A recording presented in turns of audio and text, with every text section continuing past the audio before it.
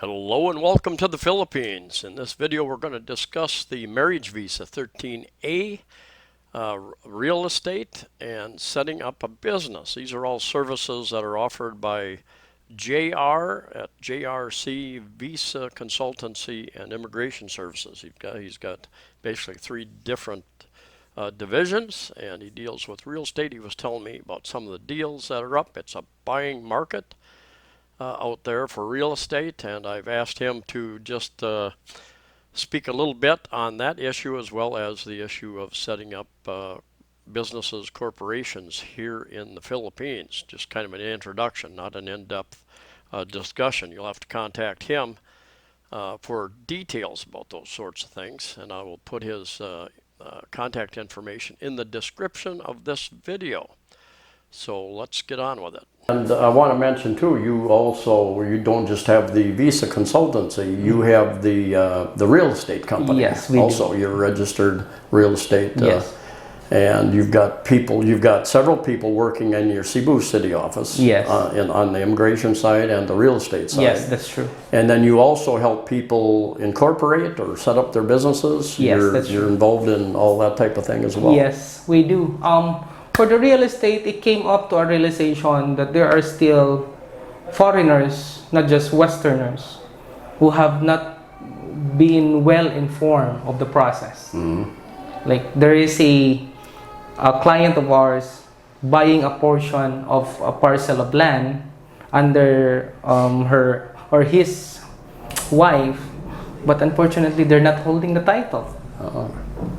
So that is something that they seem to be okay, but I might sound harsh to them, but I'm just telling, hey, this is the right thing to do. Protect your assets. Mm-hmm. You spend money on this. This is a hard-earned money for you. That's my end goal.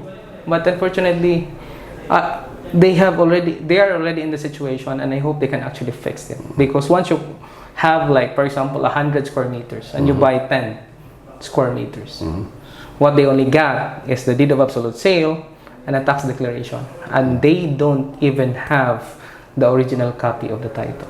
Oh, okay. The deed. All right. And also to the business solution side, we have clients right now who have set up the business. Yes, you have set up the business, corporation, for example. But you need to know, once you set up and register a business, you will have an obligation, a reportorial obligation every year to the SEC, Securities and Exchange Commission. You have also an obligation for your tax returns, regardless if you have an income or not. And you also have the compliances of the yearly for the business permit. You have a lot of things that you should know. That is our basic concept of rendering our service to you and to our future subscribers, to your subscribers, to our future clients.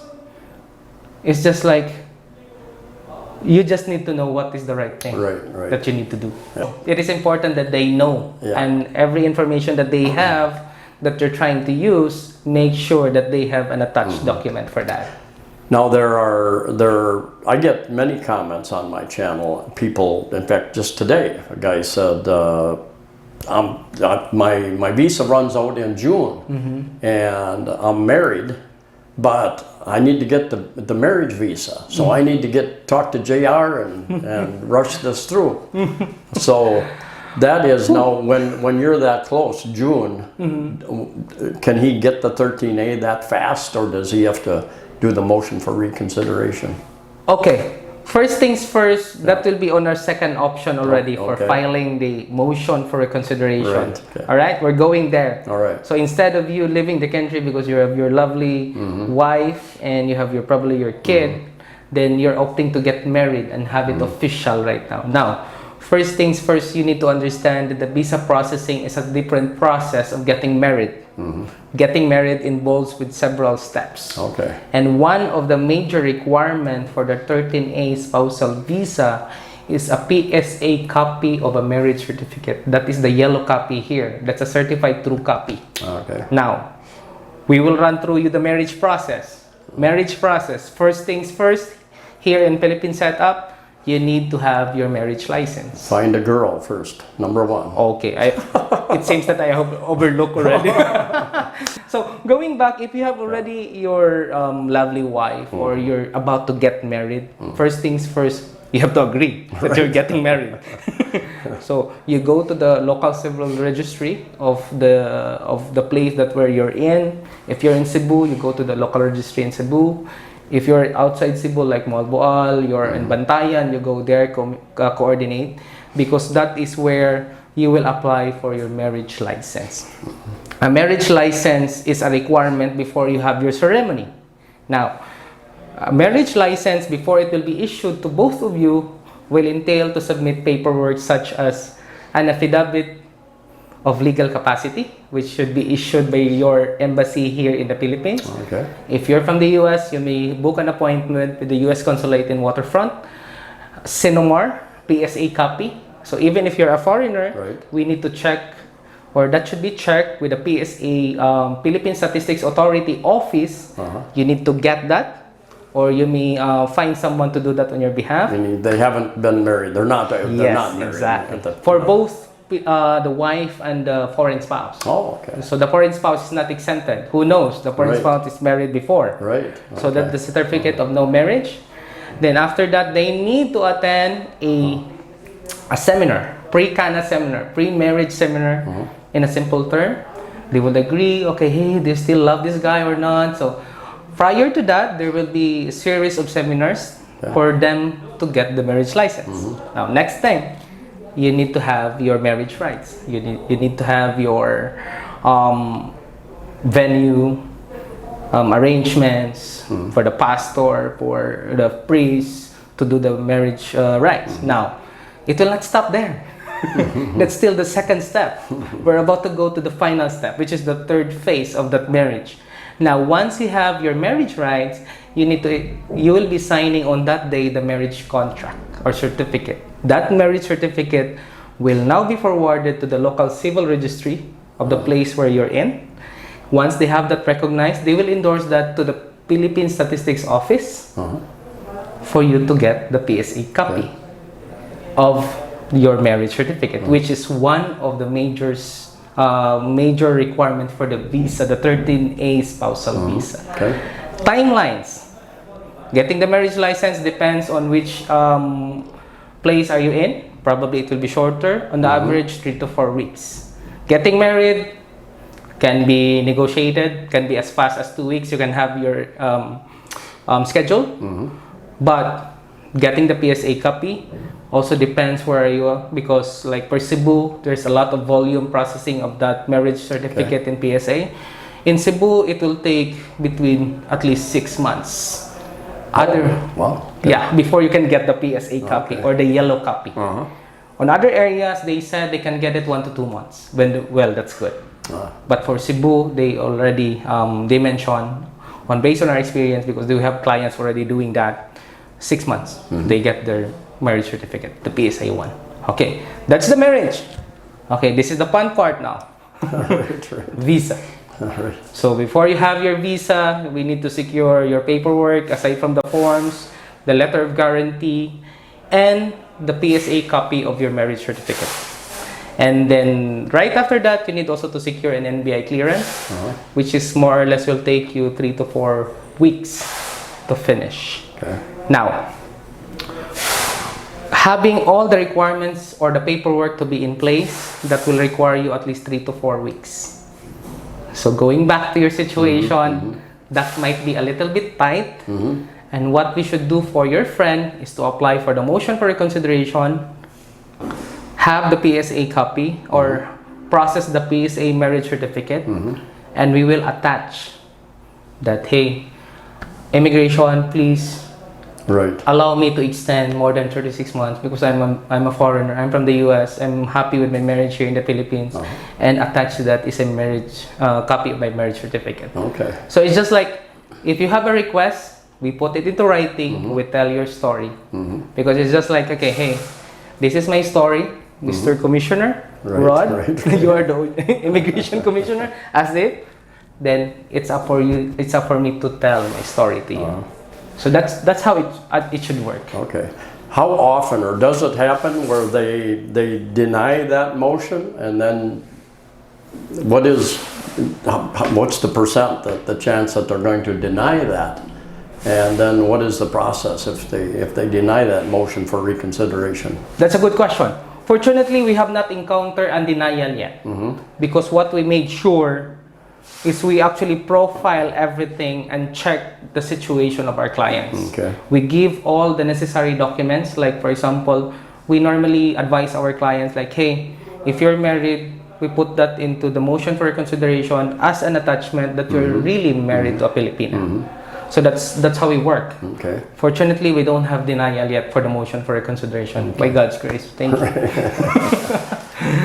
And what I've been told too, the 13A, the marriage visa, if you get married in the Philippines, that's a probationary 1 year. Yes. And if you get married in a different country, it's actually, you're not on the probation. That's what I've been told. Yes, that's You're true. married for life. The information that you got is true. Okay. The reason for the probationary period of 12 months is for the Bureau of Immigration office or the office itself to check if the marriage is not really arranged. That's why there is a probation period. Okay? Marriage of convenience. Right. Probably. We have not encountered that yet, but Right. that is the mere purpose, because I think way back, immigration was able to figure out that there are a lot of arranged marriage before. So that's why they want really to filter or to shortlist. Okay, hey, is this marriage really legal? So once they would check, then if it's legal, then they will be advised to do the amendment or conversion before the end of the 12 months probation. One other question, you don't have to answer this. It's a legal, sticky gray area maybe? Maybe I'm it's sweating already, Ron. it might not even be a gray area, but I've been hearing comments and discussions about, because there's no travel. And people have had this girlfriend, fiance, for 2-3 years, and they were planning to get together and get married. So there are some people who are doing online marriages. And somebody said there's some place out of Utah or something doing marriages. Have you? I think you mentioned that to me one time in our discussions. Do you want to wade into that swamp, or Let me think. is it too sticky of a legal situation? I can actually give an information to you on that side based on what we encountered. Okay, the online marriage is still a gray area, but there was a time that it was acceptable, because prior to March 22, I think starting when the Philippine borders was open up, if a foreigner who is legally married without the wife coming together to go inside the Philippines or to pass through immigration, they are allowed to enter. They just need to show that they are legally married. They have their PSA copy. Hey, I'm married. So they're allowed to enter. Now, because of the NCR Plus bubble, there's a surge in the increase of the COVID cases in Metro Manila. They have temporarily, and I think they have extended it already, from March 22 to April 21, that foreign nationals who are married to a Filipina can still, or Filipino citizen, can still go inside the country, provided that they will be traveling with their Filipino spouse. Okay. But if that increase will subside, I'm pretty sure that the Bureau of Immigration will be considering to be back on that same situation prior to March 21, in which the Filipino or the foreigner who has the marriage certificate and can prove that to the Bureau, to the Philippine Embassy of his originating country, will be allowed to get inside the country without the presence of his her Filipina wife traveling on that side. Okay. So, there was a point that it was acceptable, but I have came across with a client who has done the online marriage, and they actually have some parts of the state that they do the marriage. Right. It is apostille. It is legal. So it is authenticated. But what they have done is they actually report their marriage to the Philippine embassy nearest them. Okay. So that will legalize everything. Okay. But if on the other way around, if you don't actually have that one reported to the, what do you call that, the Philippine embassy, that could have been a different approach. Because it will now differ on the Philippine embassy on how they will actually see the document. Okay. But at the end of the day, once you take a look at the legality of that, that is still legal. But when you report it to the to the Philippine embassy nearest you, then that will support, or that will actually give more credibility Okay. on that online Credibility, key word there. Yes. Right. Yeah. Right. Okay. So because we can, there's a lot of ways to produce the document, but it's just like how you make the document acceptable and credible. Right. So I think All right. I will stay on that side. Good answer. Yeah. All right. So what are the so marriage is probably the majority of the Yes. cases that are going Right to be asking for the motion for reconsideration. What other visas? Because the retirement visa SRRV is still on hold. Yes, that's right? true. So what are the other options if they're overstaying? They're going to overstay. They have overstayed. Are there other visa options that people might investigate? There are still visas that are available. As you mentioned, which is you got the right information, the retirement visa is still doing the review of their guidelines for the retirement visa. And hopefully they will open because there are a lot of people waiting for that. And next, the quota visa is still suspended as of the moment until further notice. The next thing would be a special investors visa, Okay. SIRV, Right. which is under the Board of Investments. And the other one is a 9G visa. The 9G visa can be explored if a certain foreigner has made a corporation or has an existing company here in the Philippines. They can actually explore to do that while waiting for the appropriate visa, because there are cases that, hey, I like the retirement visa, but I don't want to go back to my country. I want to be legally staying in the Philippines. And sad to note, there are people who are actually tight on their finances, and they have no choice but to be overstayed. Right. But I hope that they will have their wisdom soon, and they can actually fix their problem. In as much as we would like to also help them. Okay. Very good. Well, maybe you should start a matchmaking service too. You can Boy and a boy. Yeah. You can line up the couples and marry them here and start the paperwork process, expedite the whole thing. I'm sweating again. So thank you, JR of JRC Visa Consultancy and Immigration Services. And he's got, as I said, he's got three basic divisions. He's got the Visa division, the Real Estate division, and the Business Services division. And offices in Cebu City, and he's got an office down near Fuentios Minya Circle in the next to Crown Regency down there, and he's got an office in Dumaguete and a new office in Mole Boal on the west side of Cebu Island. And got a number of people working in those locations. And this was an introduction, not a full-fledged documentary on how to do all of this. So contact him and his staff. I will put the contact information in the description to this video. I'm not involved. I'm not a realtor or broker or lawyer. Don't play one on television either. So contact them for all the details. Anyway, thanks for watching, and we'll see you next time.